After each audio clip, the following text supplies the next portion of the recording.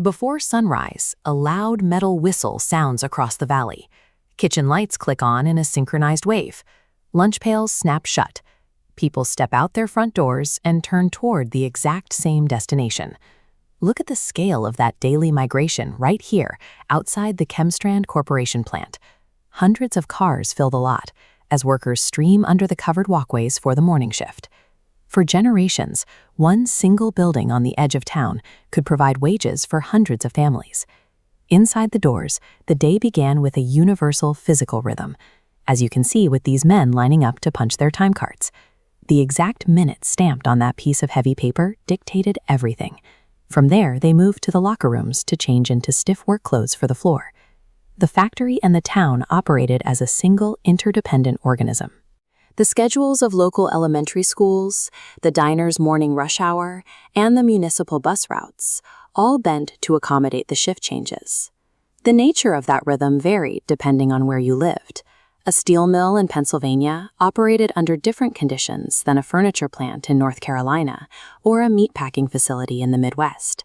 The demographics of the workforce, the safety protocols, and the strength of the union hall shifted from state to state.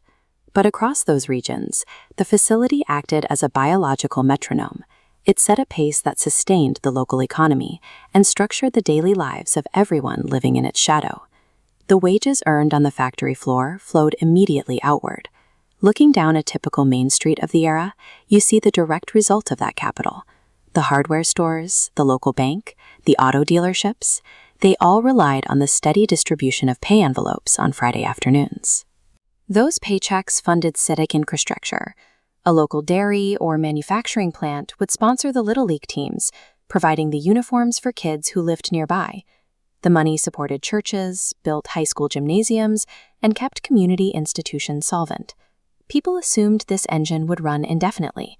A job at the plant was considered a highly reliable constant, a position you could hold for 30 years and eventually pass down to your children. But that raises a critical question. What happens when the whistle stops? The defining strength of these mid-century communities was their absolute reliance on a single major employer. When economic winds shifted, that reliance became a profound vulnerability. There's a persistent myth that mid-century industrial labor was mindless. The reality required intense precision.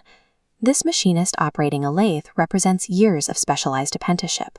Tool and die makers read complex engineering drawings, measured to thousandths of an inch, and troubleshooted mechanical failures on the fly. Heavy manufacturing also demanded immense physical endurance. Inside a foundry, workers handled heavy ladles of molten metal inches from their bodies, navigating intense heat and hazardous materials. Keeping the line moving safely required constant vigilance and strict adherence to protocol. On automotive assembly lines, the work demanded relentless speed. Workers had to execute their specific task perfectly in sync with the moving conveyor belt.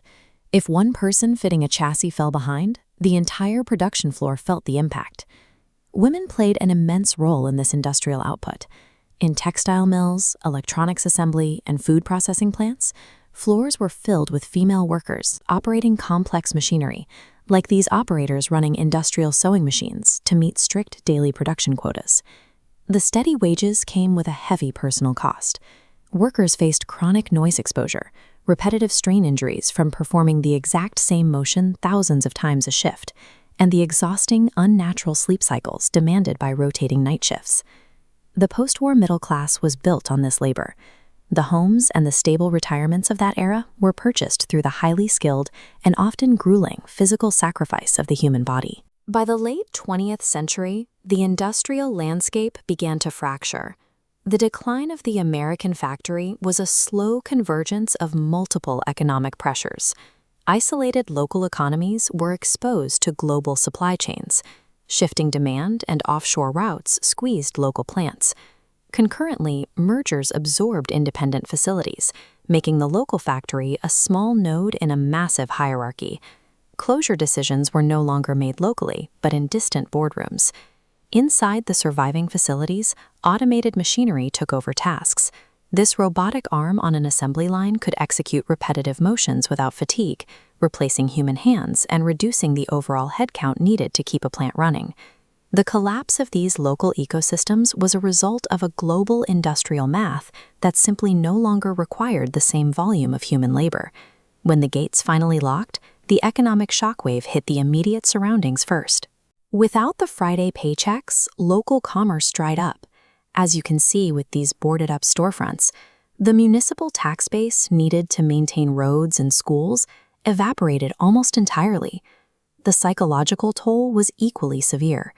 Families who had lived in the same county for generations were forced to pack up and relocate to find new employment. The cavernous, empty brick buildings stood as a daily reminder of a lost shared identity.